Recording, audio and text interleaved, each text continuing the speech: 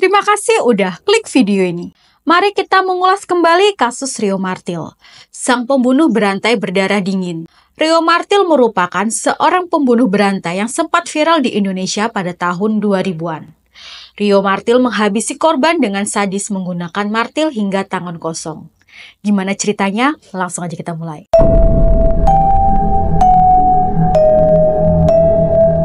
Latar belakang pelaku. Antonius Rio Alex Bulo atau lebih dikenal dengan nama Rio Martil. Kenapa dipanggil Rio Martil? Karena dia membunuh korbannya menggunakan martil. Dia lahir di Sleman, Yogyakarta pada tanggal 2 Mei 1975. Tidak banyak hal yang diketahui perihal masa kecil Rio. Namun sejumlah sumber menyebut sedari bocah dia memang dikenal nakal. Tingkahnya membuat sang orang tua memindahkan Rio dari Sleman ke Jakarta untuk diasuh kakak sulungnya yang bertaut usia 12 tahun. Namun di Jakarta, Rio malah semakin tak terkendali. Terlebih setelah ayahnya tidak lagi mau mengakui sebagai anak karena Rio menolak pindah agama mengikuti sang ayah. Rio kemudian banyak bergaul dengan preman Pasar Senen. Dari sini dia mulai kerap bolos sekolah, kemudian mengenal alkohol dan ganja. Kekerasan dan kejahatan menjadi karibnya. Beranjak dewasa, Rio menghidupi diri dengan berjualan surat-surat kendaraan palsu. Setelah menikah, dia ganti profesi jadi pencuri mobil. Dia bisa menggasak 3 mobil dalam 3 hari. Kepada istrinya, Rio mengaku menjadi penjual pakaian di Jakarta. Rio sempat dipenjara karena melarikan mobil orang yang juga penadah barang curiannya. Meskipun begitu, dia tidak kapok untuk mencuri. Keluar dari penjara, dia menekuni kembali profesi lamanya. Bedanya, dia tidak lagi berprofesi di Jakarta karena namanya sudah dikenal sebagai penjahat kambuhan. Rio juga mengganti modus operandi. Dia membekali diri dengan martil untuk menghabisi korbannya jika diperlukan. Mulanya dia cuma membutuhkan 1 buah martil saja, kemudian jadi 2 buah untuk mempersigap aksinya. Sasaran utama kejahatan Rio adalah pengusaha rental mobil. Boleh dibilang kasus ini menarik perhatian masyarakat waktu itu. Karena tahun itu masanya Indonesia pasca krisis moneter dan pada masa itu kejahatan jalanan begitu marak. Tapi kejahatan jalanan yang marak ini tidak sesadis dengan apa yang Rio lakukan. Pada hari Jumat tanggal 12 Januari 2001, inilah akhir petualangan kriminal Rio. Dia yang saat itu masih berada di halaman parkir berhasil diamankan petugas hotel dan diserahkan kepada polisi. Di Hotel Rosenda adalah salah satu hotel di tengah kawasan wisata. Siang itu juga tak ada yang terlihat mencolok. Belum banyak tamu memenuhi salah satu hotel terbaik yang terletak 20 km dari kota Purwokerto itu. Di kamar 135 Hotel Rosenda, 2 orang sedang berbicara santai antara Rio dan JJ. Rio berbicara panjang lebar tentang minatnya menanamkan modal di bisnis perumahan di Batu Raden. JJ sebenarnya tidak terlalu berminat, kedatangannya semata untuk menyopiri mobil yang disewa oleh Rio yang berkeliling. Selain menjadi pengacara, lelaki 40 tahun itu menjalankan bisnis persewaan mobil. Namun di tengah perbincangan tiba-tiba saja ada suara puk.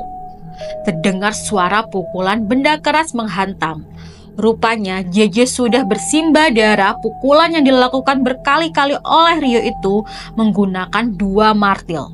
1 di tangan kanan dan 1 di tangan kiri. Dalam beberapa pukulan saja kepala JJ sudah remuk, darah dan isi kepala berhamburan. Percikan mengenai kursi, meja, kasur, bahkan sampai ke dinding. Rio bergegas pergi meninggalkan kamar hotel. Dia mengemasi barang-barangnya lalu mencuri kunci mobil yang ada di saku celana JJ. Sebelum keluar kamar sempat diliriknya alroji milik korban, lalu dilepas dan ditaruhnya ke dalam saku celana. Di luar kamar, Rio mencoba bersikap tenang dan langsung melangkah menuju ke depan hotel. Tapi beberapa langkah menuju lobi, seorang pelayan yang mengenalinya langsung menyapa, "Mana Pak JJ, Pak?" "Oh, dia ada di kolam renang," jawab Rio. Seolah tanpa mau berpanjang lebar, dia terus melangkah ke depan hotel arah parkir mobil. Jawaban ini mengagetkan pelayan. Masalahnya hotel tempat bekerja tidak ada kolam renang. Apalagi Rio terlihat agak terburu-buru menuju mobil Toyota Kijang seri LGX bernomor polisi R7078EA. Pelayan ini juga merasa janggal karena tidak biasanya mobil milik JJ dilepaskan begitu saja kepada penyewa nyawanya. Pelayan itu berteriak agak keras untuk menghentikan Rio sambil berusaha menarik perhatian sekitarnya. Dia langsung menyusul Rio ke parkiran, tapi para petugas keamanan hotel yang sudah curiga ada ketidakberesan sudah lebih sigap dan memburunya. Meski melawan, Rio berhasil dilumpuhkan. Di kantor polisi terungkap Rio adalah buronan yang selama ini dicari. Dia telah menghabisi beberapa orang di beberapa tempat dengan cara yang sama. Dihantam pakai martil. Dalam catatan polisi, setidaknya dia pernah 3 kali melakukan pembunuhan dalam rentang September sampai November 2000. Tapi keberadaannya selalu tidak diketahui karena selalu berpindah-pindah kota.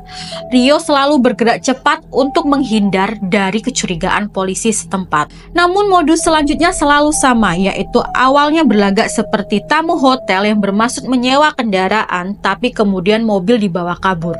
Di Bandung, Rio beraksi setelah terlebih dulu menginap di Hotel Naripan, lalu menggasak sedan Timor setelah terlebih dulu memukul sopir hingga tewas.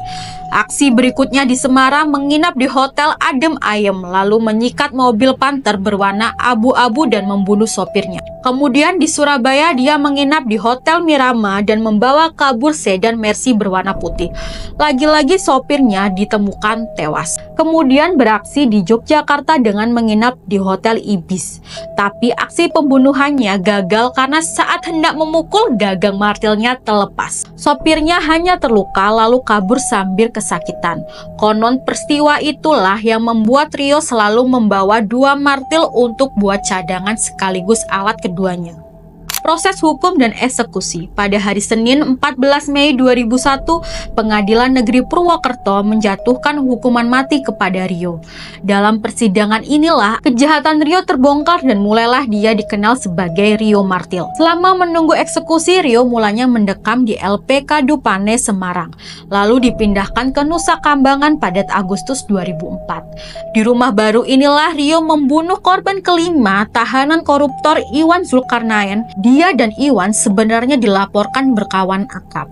Bahkan Iwan mengajari Rio mengaji, namun pada hari Senin tanggal 2 Mei 2005 yang bertepatan dengan peringatan Hari Pendidikan Nasional, Rio tersinggung dengan ledekan Iwan yang menyebutnya sudah tidak punya nyali. Dia menghabisi Iwan dengan meninju dan membenturkan kepalanya ke tembok sel. Segala prosedur hukum sudah dicoba untuk mencegah eksekusi Rio, sedari banding hingga upaya memohon gerasi dan peninjauan kembali. Namun semuanya kandas. Hari Jumat tanggal 8 Agustus 2008 dini hari, hari pelaksanaan upacara pembukaan Olimpiade Musim Panas 2008, Rio Martil menjalani hukuman matinya di Karangtengah, Cilogok, Banyumas. Jasadnya dimakamkan di TPU Sipoh di Kejawer, Banyumas. Rio meninggalkan seorang istri bernama Tuti Alwiyah dan 3 orang anak, Jerry, Jessica, dan Jenny. Diwakili istri dan juga lewat pengacaranya Pranoto, Rio meminta maaf kepada keluarga para korban. Terima kasih yang sudah menonton. Cukup sekian videonya. Silahkan klik like dan jangan lupa klik tombol subscribe, lalu komen di bawah atau berikan saran untuk video selanjutnya.